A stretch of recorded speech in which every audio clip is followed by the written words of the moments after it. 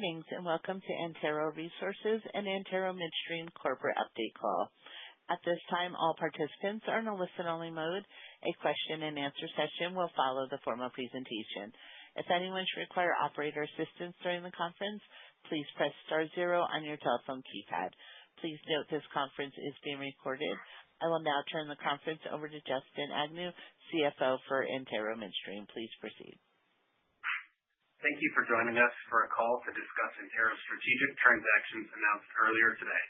We'll start by providing an overview of the transactions, and then we'll open it up for Q&A. I would also like to direct you to the homepage of our website at www.anteroresources.com and www.anteromidstream.com, where we have provided a separate investor presentation that will be reviewed during today's call. Today's call may contain certain non-GAAP financial measures. Please refer to our press release for important disclosures regarding such measures. Joining me on the call today are Michael Kennedy, CEO and President, and Brendan Krueger, CFO of Antero Resources. With that, I'll turn the call over to Mike. Thank you, Justin. Good morning, everyone. I'll start on slide number 3, titled Strategic Transaction Strengthen AR and AM. Earlier this morning, we announced that Antero is acquiring West Virginia Marcellus assets and divesting non-core Ohio Utica assets. On the acquisition, AR will acquire the upstream assets for $2.8 billion, and AM will acquire the midstream assets for $1.1 billion. On the divestiture, AR is divesting the upstream assets for $800 million, and AM is divesting the midstream assets for $400 million. The acquired assets include 385,000 net acres and approximately 850 million a day of production. The assets include over 400 undeveloped locations with high net royalty interests, while also benefiting from average lateral lengths of over 20,000 feet. Now let's move on to slide number 4, titled Acquisition Rationale. Today's acquisition is a hand-in-glove fit with our legacy footprint. The assets add over 400 drilling locations in the Marcellus core that will immediately compete for capital, approximately 75% of which are liquids rich. The existing PDP production provides us with dry gas optionality for local power generation and data centers. Given the significant acreage overlap, we estimate there are approximately $950 million of synergies that are achievable only by Antero. These include tangible D&C cost savings, development planning, and marketing synergies. This transaction also highlights the benefits of the AR-AM structure, with AM acquiring the midstream business and providing additional operational benefits. The acquisition reduces our cost structure by approximately 25 cents per MCFE and increases margins by 15 to 20 cents per MCFE. Lastly, this transaction is highly accretive to our operating cash flow, free cash flow, and NAV per share metrics.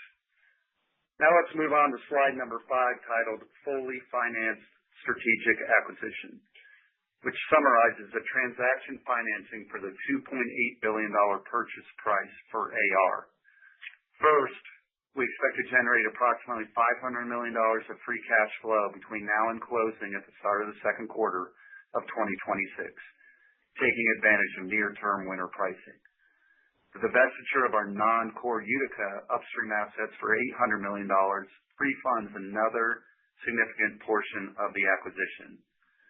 The remaining financing of the acquisition will be a 3-year term loan A, which we expect to pay off with hedged free cash flow from the acquired assets.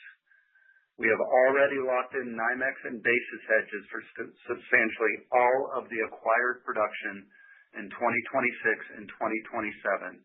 That results in attractive margins of over $2 per MCFE and a visible pathway to debt reduction. Importantly, we are essentially funding this acquisition through divestiture proceeds and free cash flow from the acquired business itself. That means all of the expected free cash flow from our base business and potential synergies from this transaction will be available for further debt reduction and return of capital to shareholders. We will continue to be opportunistic on our share buyback strategy, and this transaction enhances this ability with more stable and increased cash flows. Turning to slide number 6, let's look at Antero's pro forma production and capital outlook. Starting with the production table at the top of the slide, we began 2025 with a maintenance production program targeting approximately 3.4 BCFE per day. Following the acquisitions executed during the third quarter of 2025, the production target increased to approximately 3.5 BCFE per day. Today, after adjusting for the Utica divestiture and the Marcellus acquisition, a 2026 maintenance program would be approximately 4.2 BCFE per day. This level could increase further if we elect to run the program without a drilling partnership in 2026 and/or if we add any growth capital to our 26 development plan due to local dry gas demand. As you can see in the far right bar, any increase in capital in 26 would drive roughly a 1-to-1 increase in net production for 2027. So if we invested an incremental $100 million, we would grow net production by roughly $100 million per day. On the capital side, we have stated for the last several years that our maintenance capital target is approximately $700 million. Including our third quarter 2025 acquisitions and the transaction announced today, the pro forma maintenance capital target would increase to approximately $900 million. As depicted on the far right of the slide, we have further flexibility to increase our net production by electing to move forward without a drilling partnership and/or adding growth capital that would bring our total capital anywhere from $1.1 to $1.2 billion. Before turning the call over to Brendan for more details on the synergies I mentioned earlier, I wanted to provide one specific example of development plan optimization synergies laid out on slide number 7.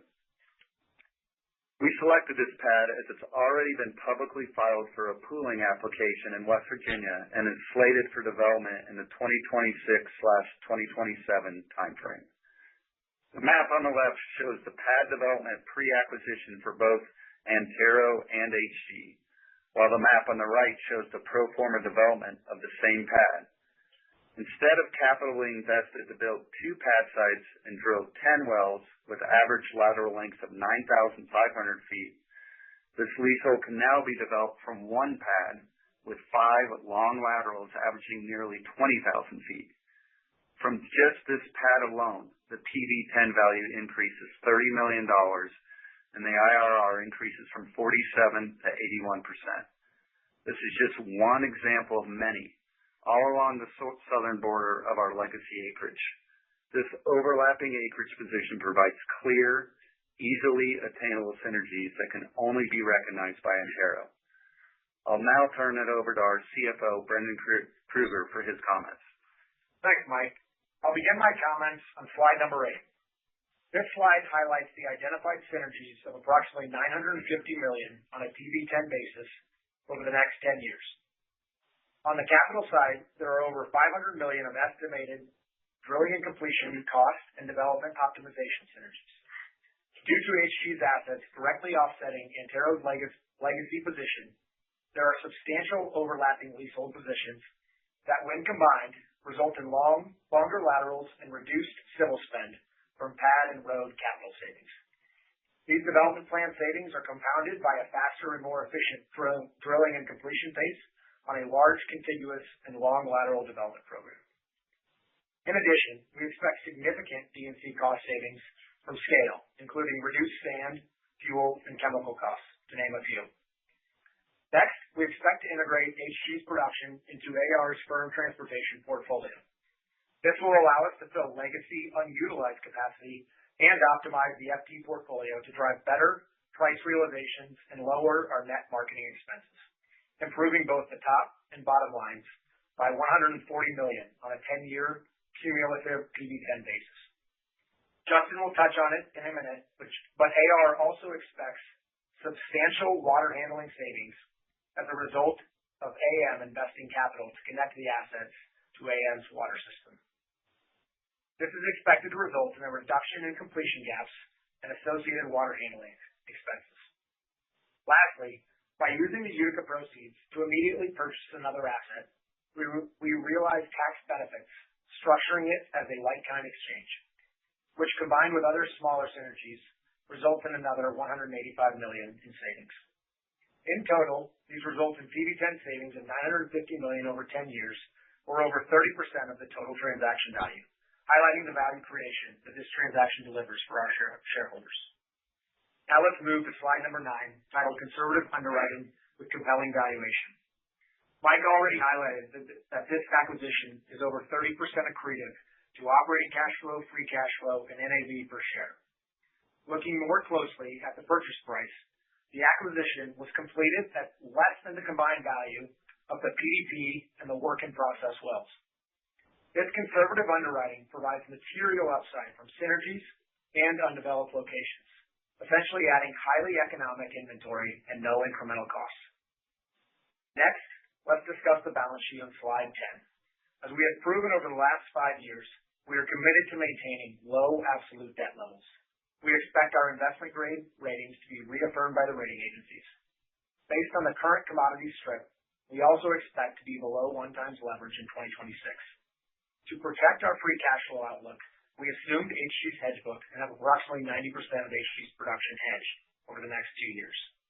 Further, financing the transaction with a 3-year term loan highlights the high confidence we have in the acquired asset free cash flow profile over the next several years, which is supported by these hedges. I'll echo Mike's comments from the outset that we are extremely excited about the outlook for the Antero family. The highly accretive nature of these transactions will drive substantial enhancement to our free cash flow outlook and position. Thanks, Brendan. As Mike mentioned, this acquisition highlights the complementary structure of AM acquiring assets alongside AR that fits the traditional risk and fixed fee return profile of a midstream company. As you can see on the map on slide 11, the acquired midstream assets consist of approximately 50 miles of east-west gathering pipelines in dark green, adjacent to Antero Midstream's existing assets. This close proximity allows us to integrate the gathering assets almost immediately. The transaction also includes strategic water pipelines and storage assets that we plan to integrate into AM's water system throughout 2026. In combination, the capital required to integrate the acquired assets with AM's legacy assets is only $25 million. In addition, the trunk lines of the gathering and water systems are fully built out, requiring ongoing capital of only $25 million per year at a maintenance capital level. Moving to synergies and savings on the bottom left, we have identified over $100 million of capital avoidance synergies on a PV10 basis. This includes approximately 30 miles of avoided gathering pipeline build, 20 miles of water pipeline build, and other savings that correspond to the same land and civil synergies identified at AR. In addition, AM expects to utilize bonus depreciation immediately on the acquired assets, deferring approximately $50 million of cash taxes on a PV10 basis, net of the impact of the Utica divestiture. In summary, today's acquisition provides scale at an attractive 7.5x acquisition multiple over the next 3 years, significant synergies, low capital intensity, and an increasing EBITDA profile. In tandem with the Utica divestiture, which was divested at a multiple over 11x for a declining asset, today's strategic announcements result in a combined multiple of 6.5x excluding synergies. I'll finish my comments on slide number 12, titled Transaction Strength and Outlook at AM. Today's acquisition high-grades Antero Midstream's asset base and can be debt financed given our strong balance sheet. Looking ahead, we expect leverage to decline below our 3.0x target in 2026. This is a testament to our just-in-time organic growth strategy, supplemented by several immediately accretive bolt-on transactions. The peer-leading return on invested capital positions us well for additional debt reduction and return of capital to shareholders. I will now turn the call back to Mike for closing remarks. Thanks, Justin. I'll close on slide number 13, titled HG Acquisition Accelerates Antero's Strategic Initiatives. On our third quarter 2025 conference call, we detailed our key strategic initiatives going forward. Today's transactions make significant progress toward all of the goals we highlighted. It expands our core Marcellus position in West Virginia by adding 385,000 net acres and over 400 drilling locations. This extends our core inventory life by approximately 5 years, assuming a maintenance capital development plan. The acquired acreage increases our exposure to dry gas, strengthening our position for future dry gas development. We added hedges to lock in attractive free cash flow yields, providing high confidence in our free cash flow outlook over the next several years.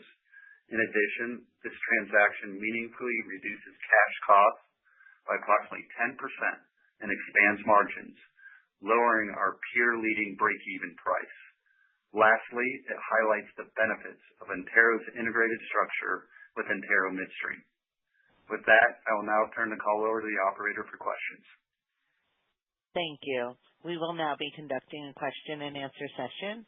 If you would like to ask a question, please press star one on your telephone keypad.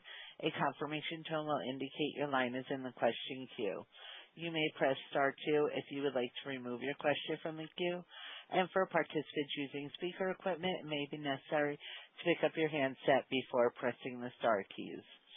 Our first question is from Kevin McCurdy with Pickering Energy Partners. Please proceed. Hey, good morning, and congratulations on the deal. I guess I wanted to start off maybe on slide 6. You present an option for a growth plan, and I wonder if maybe you can just talk about that, the puts and takes on that decision and what would make you kind of pursue growth into 2027.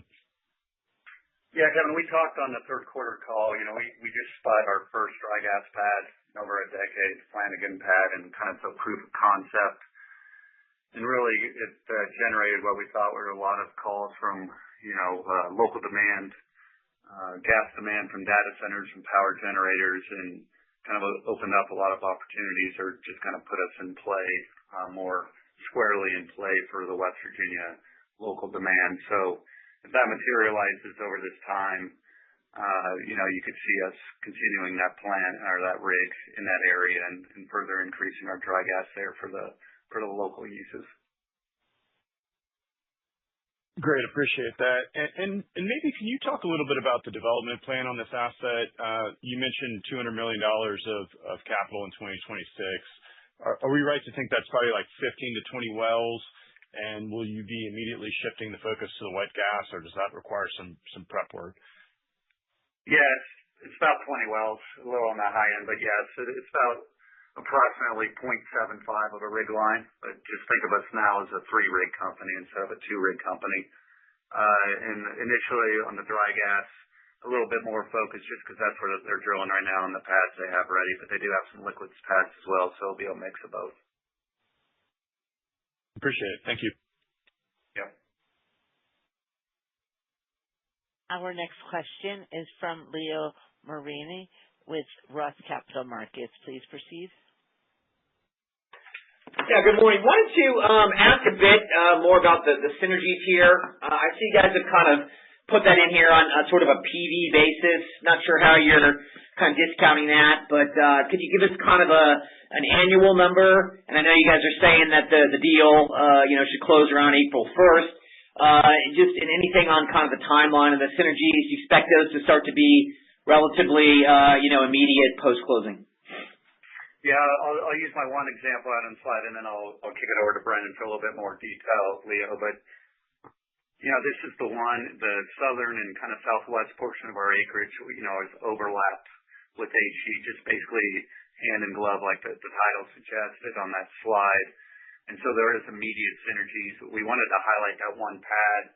It's the 1223 North pad for HG, and our Little Buck pad going south, because that was a public pooling application that really showed that, the synergies that would come from, having one developer of this acreage versus two.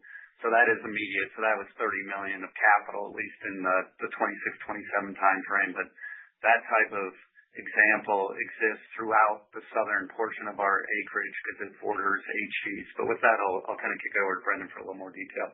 Yeah, thanks, Mike. Yeah, I think, Leo, just to talk about details a little bit more, talking about D&C savings, I think we hit on a few of these.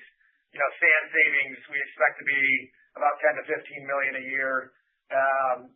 The chemicals and fuel, same story in that $10 to $15 million a year. So when you look at overall D&C savings, we expect to be in the $40 to $50 million a year. Now we expect all of this to kind of ramp up over time. But on the D&C, call it $40 to $50 million a year. On the development planning, as we get into the undeveloped portion of this beyond the work in process wells, so call it in that 28, 29 time period, we expect another, call it $50 to $60 million a year as a result of development planning optimization. And then as we look at more of the what I'll call the EBITDAX income synergies, so if you're looking at that page 8 on the EBITDAX income related, the marketing. The marketing is really driven by the ability to flow some of the gas and HGs flowing today into unutilized transport that we have. That's about $15 million a year. So that we would suspect to be able to integrate fairly quickly here. The water handling, that's a result of, the flowback water that we have. If you looked at our forecast prior to HG, that flowback water, we would have had to truck some of that to far distances. So that incremental trucking costs will now be reduced because we will be able to reuse with that third rig that Mike mentioned. So that's what's driving the water blending. And then the tax, just due to the like-kind exchange, I think we mentioned in the prepared remarks, that will defer about $85 million of taxes as a result of that like-kind exchange. And then there's a handful of just other smaller synergies in that bucket. So if we boil all that together, it's about, call it $50 million a year first year, $100 million a year by year 2, year 3, and then $150 million a year beyond that time period. So I know long-winded answer, but hopefully that gives you a little more color around the synergies we see here. No, that was great color for sure. And just wanted to also ask about, the buyback. You referenced this in your prepared comments that you guys would continue to be opportunistic. It certainly makes sense, but as you've noted, the leverage is going up some in the near term, but a lot of that's going to be hedged free cash flow, to pay off debt. So is there any shift at all in thinking on the buyback where, you might be a little bit more conservative as you're paying off debt, in the next couple of years? Can you just provide a little bit more color around your thinking around that? No, no change to that. We'll continue to be opportunistic. That's how we've always talked about it, Leo, wherever the opportunity is. In fact, I think this probably enhances our ability because we always want to try to be counter-cyclical on this. So adding this portion of hedge-free cash flow and the substantial amount that we added really adds to our kind of stable free cash flow profile on a go-forward basis, whereas in the past it was always subject to commodity prices. So when the the buyback opportunities would be, you'd have low commodity prices and you wouldn't have that free cash flow, whereas now we've kind of locked in these $2 plus margins on this 775 million, 800 million a day of gas for 26 and 27 hedged back to the basis as well. So we'll feel a lot more confident to be counter-cyclical and opportunistic on the buybacks. So we'll just continue and be, like I mentioned, opportunistic on what's best to either reduce debt or buy back shares over the next couple of years. Okay, thank you. Yep. Our next question is from Jacob Roberts with TPH. Please proceed. Morning, guys. Morning. I was wondering if you could speak to the base decline assumptions on the acquired assets, and not sure if I missed it, if you could break down the hydrocarbon mix of that asset and where you see that mix corporately in 2026, please. It's fairly similar to AR, but I believe, it's 10 to 12,000 barrels today of NGLs, and the rest is dry gas. So you can see on our hedge profile, we hedge of the 850, we hedge 775 over the next 2 years. So remaining is liquids, and then it goes a bit higher after that as you begin to develop the more liquids acreage of HG. So, and then the decline is similar to ours. They face a lot more back pressure right now than we do. So there's a lot of ability for compression optimization that we should be able to manage that. But our decline rate's in the mid to low 20s. Great, thank you. And maybe pulling on that thread a little bit, looking at slide 17 on the GP&T cost reductions, is that predicated on a certain dry gas percentage? And to your point, if you shift more liquids weighted and maybe a 2027 plus timeframe, is that number moving higher? It would move a tad higher, but it's not material. This is pretty indicative of where it'll be for the next 5 years. Perfect. Appreciate the time, guys. Yep. Our next question is from Josh Silverstein with UBS. Please proceed. Thanks. Good morning, guys. Can you just talk about how the added production may help you in potential power or some sort of industrial supply discussions you may be having within the basin? Yeah. We didn't highlight this in this slide, but now I think we produce over half the total production in West Virginia, which is getting a lot of investment or a lot of looks for investment based on their microgrid bill and their kind of push to get more and more natural gas demand locally in the state. So I think we are the number one operator by far, is around 35 to 40% of the total state. HE was number 4. In combination, now will be more than half of the total production of the West Virginia state. So if there's any investment there, we will be definitely a strong counterparty for that.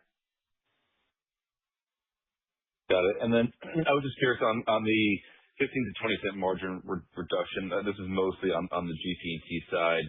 Can you just talk about how much of this is HG selling in basin versus having capacity charges? And I know you mentioned there was maybe some shift towards more dry gas drilling, which produces some of the, processing fees there.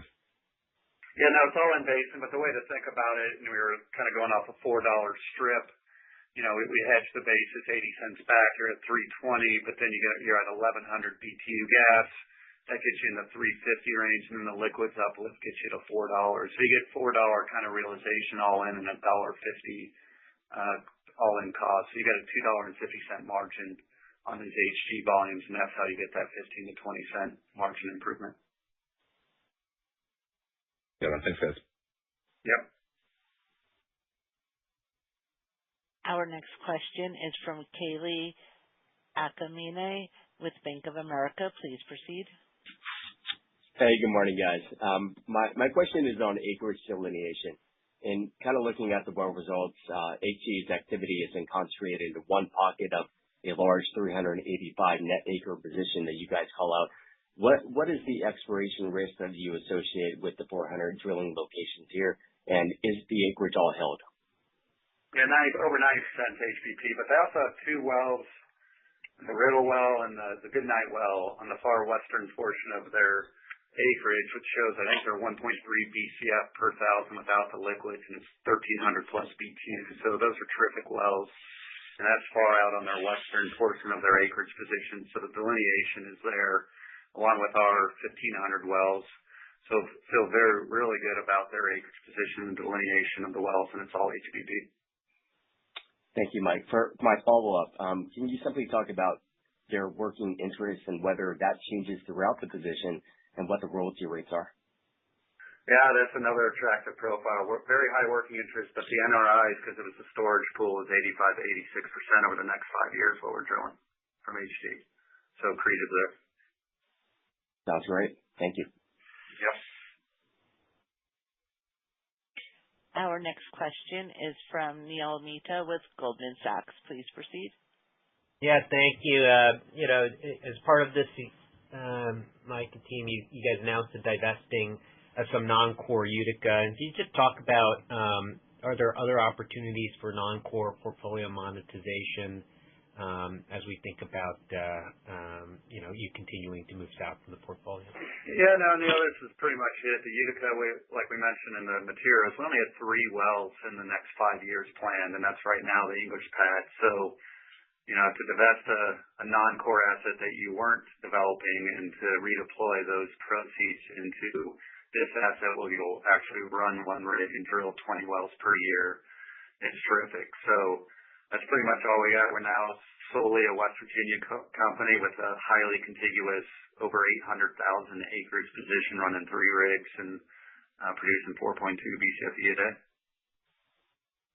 Thank you. Then can you just spend some time on slide 7? It does seem, effectively you're doubling your lateral length here in the pro forma development profile. So just if you can unpack that for us and what it means for the business and any risks associated with approaching the paths this way too. No, our legacy program, we were able to do 13,000 to 14,000 feet. HG had the ability to basically have 1 row of midstream and drill north and south and perfectly optimize it to 20,000 feet going both north and south across that storage pool in their acreage in that southern acreage position. So we'll continue to do that. So we'll have 1 rig being able to obtain 20,000 feet laterals for our program, and the other two will be 13 to 14,000 foot laterals. Perfect. Thanks, team. Yep. Our next question is from Subash Chandra with StoneX. Please proceed. Yeah. Hi, guys. Does this acquisition change your C3+ production profile at all? A little bit. Yeah, I mean, we were at total liquids of 200,000 barrels a day and about 2.3 of gas. That's what made up the 3.5. Now will be 215 of the liquids of the 4.2. So, it goes from 35-ish% to 30%. Okay. Yeah. So, yeah, and I guess the BTU levels of the HE acreage are comparable. They are. BTU, yeah, the curves go across their acreage just like it does ours. Okay, got it. And just to clarify on the OpEx number, we will see a 15 to 20 cent benefit to cash costs in the income statement? No, that's the margin enhancement. The actual, we have a slide out there with slides, Brendan. Page 17. Page 17 outlines that they're the $1.50. So in combination, we go down 25 cents on the cost structure from 268 to 243. And most of that's all on that GP&T. Okay. Yeah, I see it now. Okay. Yeah. Thank you. Thanks for that. Sure. Okay. Yeah. And I guess one last one. So I don't know if you want to comment on this, but what do you attribute to that variance in the multiple on the asset, you sold, especially? Oh, I think they're going to grow it. I mean, it was a built-to-grow asset for them. We weren't going to develop it. We were focused on the Marcellus, but everything was there, the acreage, the infrastructure, and their Utica focus. So we had a company that was going to focus on the Utica and grow that asset, whereas we were focused on the Marcellus, and we were going to grow that asset. Okay. Got it. All right. Congrats, guys.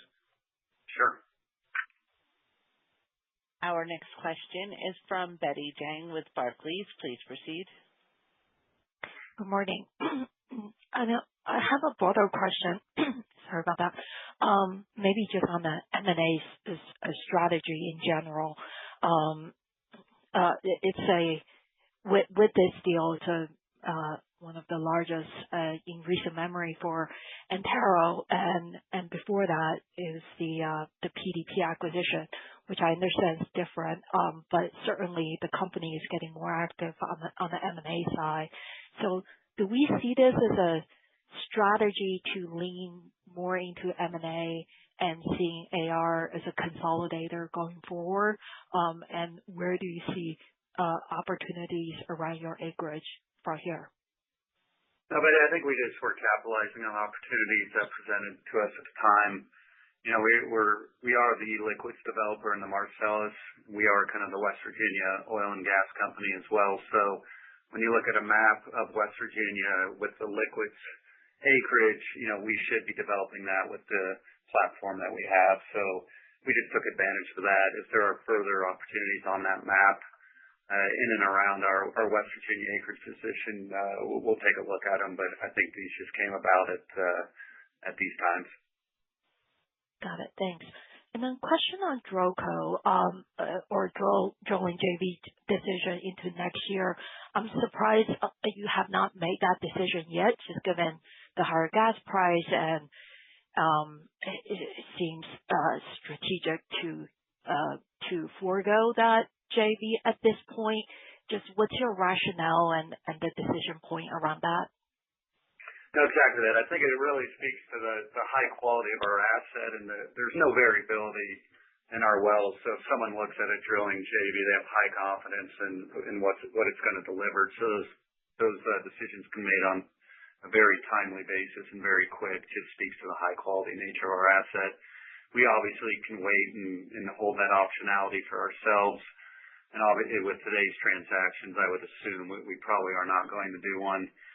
just with how strong we are and how strong the quantity prices are and the returns and our profile. I think you'll see us right now, all things else being equal, that we'll probably not pursue a drilling JV. Got it. That makes sense. Thanks. Yeah. Our next question is from Ned Baramov with Wells Fargo. Please proceed. Hi, good morning, guys, and thanks for taking the questions. I guess could you talk about how the gathering and compression fees for the HG acreage compare to those fees on the legacy acreage, and whether there is a potential optimization angle for AR in its future development plans if there is a gathering and compression fee advantage in developing one acreage versus the other? No, they're the same. The only difference is HG has on-pad compression versus centralized compression for AR. So that's the only difference. You saw that in the 8K. We did amend the agreements to allow for on-pad compression, but that's just for the HG pads over the next couple of years. Got it. And then maybe can you share a bit more on the key sources of midstream annual synergies, similar to how you laid out the upstream synergies in response to an earlier question? Yep, Ned, this is Justin. It's about 30 miles of avoided gathering pipeline and 20 miles of water pipeline, essentially shorter geographic builds, either connecting future areas of development to their system versus ours, or in specific areas where you have significant acreage overlap that Mike kind of touched on. You're essentially building one row of pads versus kind of two rows of pads drilling towards each other. So it's really all identifiable, capital avoidance based on specific pipeline mileage. Understood. Thank you. Mm-hmm. Our next question is from David Deckelman with TD Cowen. Please proceed. Thanks for taking my questions. Congrats on the deal, guys. Thanks, Dave. Mike, I'm curious. I know I'm hopping a little late. I'm curious how this deal sort of impacts your outlook for land spend over the next several years. If we should be at the same sort of absolute level, or if you anticipate that there's going to be a lot more kind of leasing opportunities your way now with a substantially larger. No, add or lower, David. This obviously adds significant acreage in that liquids area, which is the future liquids development of our company. And so now that we've acquired that, it should result in lower going forward in that area. We may still be active in maybe other areas, maybe a little more in the dry gas areas. So, that $100 million kind of placehold that we have each year is probably still a good number, but it's just a bigger enterprise. I appreciate that. And then maybe just on the marketing synergies, and I know you all identified $140 million of 10-year savings related to marketing. I guess, is that included in there? Should we think about that as reallocating some of the acquired volumes from in-basin, and markets looks like they're at M2 and Dom South, to some of the firm transportation portfolio that you have? Is that sort of the calculated ARB that you have now? Yeah, there's a bit of that. So that we had some, just due to how we had structured our firm transport portfolio over the years, we had portions of our capacity that was unmatched, essentially is what we call it.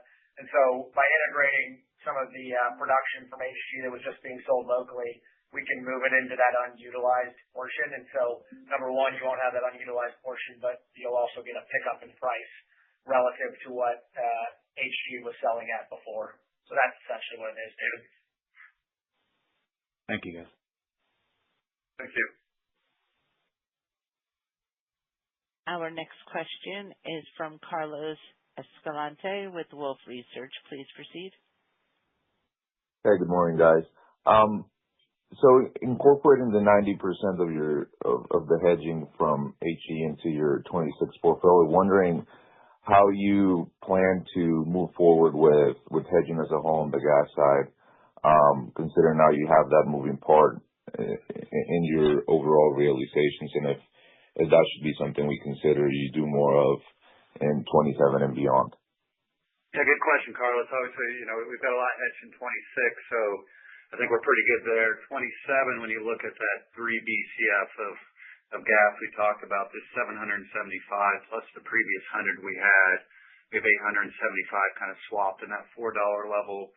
We've talked before about being 25% swaps and then 25% wide collars. So we're done probably with swaps for 27, but you could see us add maybe 20% wide collars now like we did in 26. Got it. Makes sense. And then as a quick follow-up, just looking at the type curves, comparing yours to HE's, you have much better productivity, but the yields look to be the same from an NGL and liquids perspective. Maybe you got a little more of that. Just wondering what is the key difference in your completion style that you plan to implement outside of, just length, longing and making your laterals longer? Yeah, the longer laterals, really help the economics off of the NRIs. The net royalty interest we're talking about being in that 85, 86 versus our 82 to 83 really kind of evens it out. And then when we look at their EURs, we're in the 1.8 to 1.9 BCF per thousand for them, HT, and we're more in like the 2.0, so it's not terribly different. And then NRI and the longer laterals evens that out. So from an economic standpoint, very comparable. And that's why we mentioned it will compete heavily for capital in our development plan going forward. Thank you, guys. Yep, thank you. There are no further questions at this time. I would like to turn the conference back over to management for closing remarks. Thank you, everybody, for joining today's conference call. Please feel free to reach out with any other follow-up questions. Thank you. This will conclude today's conference. You may disconnect at this time, and thank you for your participation.